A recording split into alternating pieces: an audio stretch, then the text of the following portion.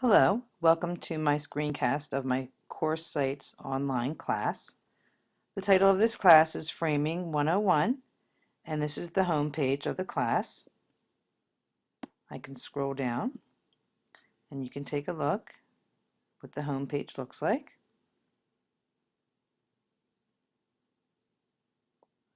The second tab on the menu bar is the course information. For the course information, it tells you what supplies are needed and what machines and tools that you need in order to participate in the class. For this particular class, there are some big machinery that the students will need to have. They will need to have a computerized mat cutter, as well as tools to assemble a frame picture. They're going to need the supplies that they have to create that frame picture and a picture to create. But at the end, they will have a beautiful picture to share. The next tab is the syllabus. It takes you right to the Google document and it goes over the syllabus that is, we'll go over what we will be doing throughout the 2-week class.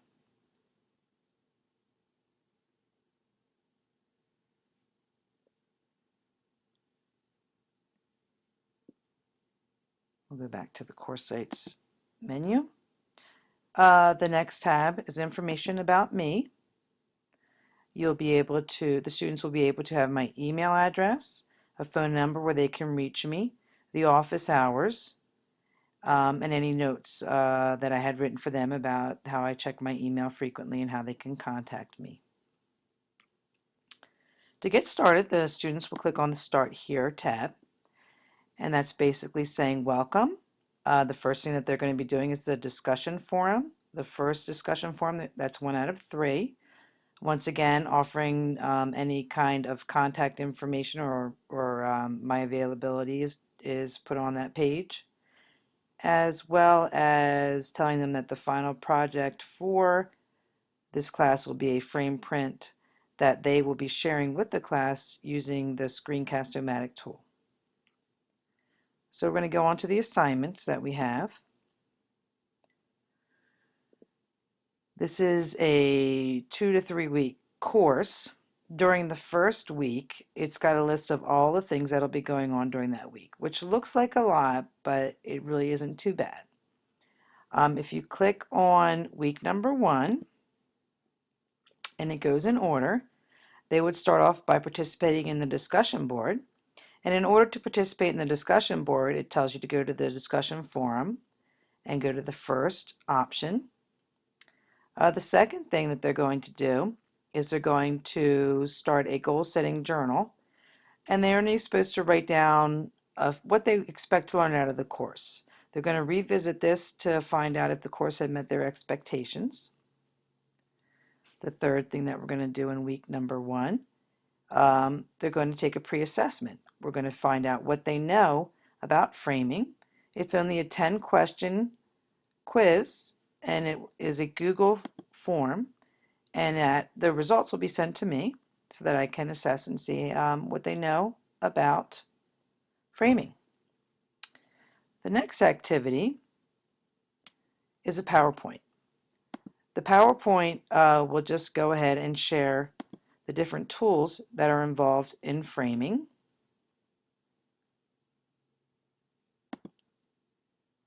And what you do is you're going to go through each of the tools and write down what the tool is. There are about 13 tools for framing. And you're just going to see the student should be aware of what the tools are. And at the end, it's going to let them know what the names of the tools are.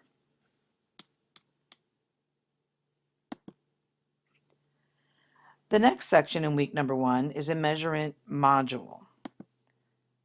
In the measurement module, the students are going to participate in 3 activities. The first activity is just refreshing themselves on the different measurements on a ruler to the nearest eighth, and they're going to be marking that ruler with the different measurements. Just a refresher. The second thing they're going to do is they're going to watch a short video from YouTube about measuring to the nearest eighth. And then the third activity they're going to do, it's a teacher generated activity where they are told about how to measure a framed picture, and they are to complete the activity calculating the opening size and the outside size according to the directions that are at the top of the page, and submitting that information to me, making sure that they can accurately calculate the opening size and the outside size of a picture. And that is part of the module, the last thing that's involved with that. And that is worth 10 points, and that will be submitted after I check it. So they would click the submit button to submit that activity.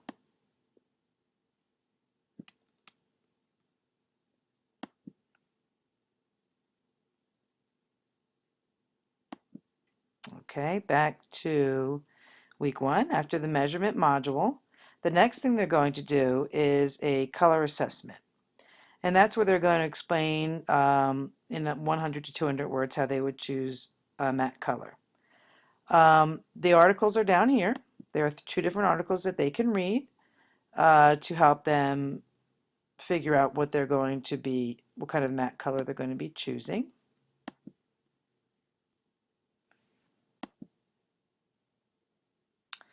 There's also a blogging activity that they're to do, which is on the menu bar, and I'll show you that in a minute. There's a blog that goes along with the class. It's also about choosing colors and critiquing different artwork.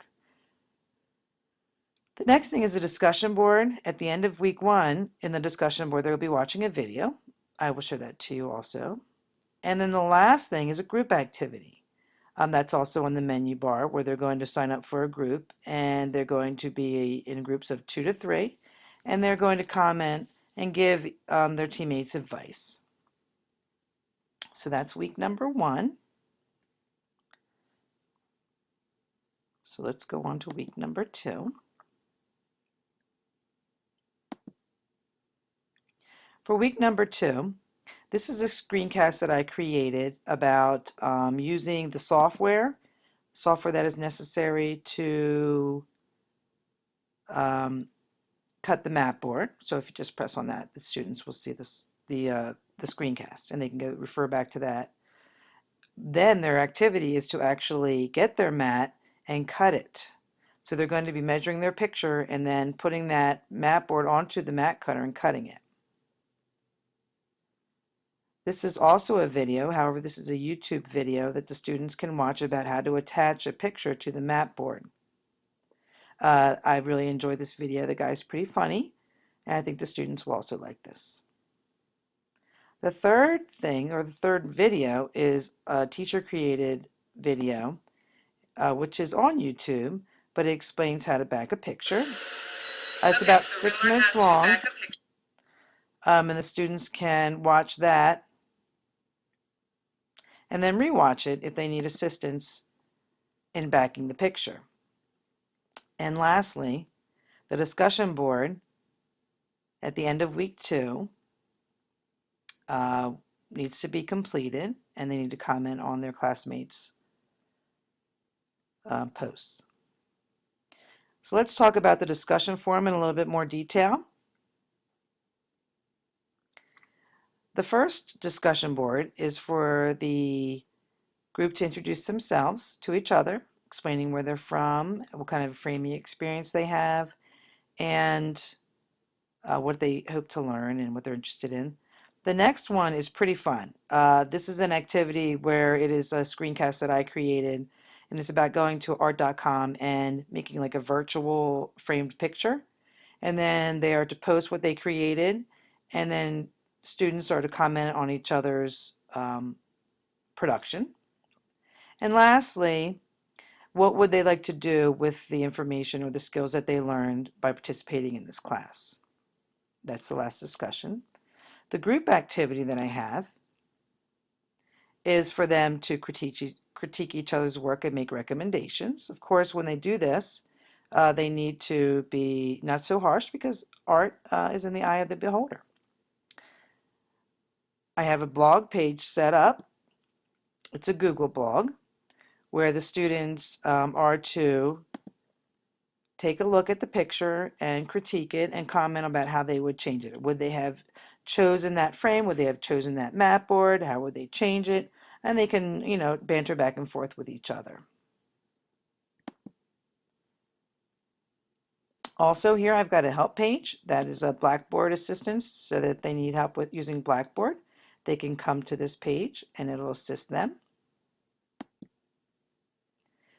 The library tool that they can use is the Newcastle County Public Library. I also have a reference page. The reference page mostly is a list of the YouTube videos that I have. Most of the things were created by me, so I didn't have to reference too much. Mostly just the YouTube videos that I chose, and some of the articles for choosing matte color was something else that I had referenced. And lastly, grades will be posted on the menu bar.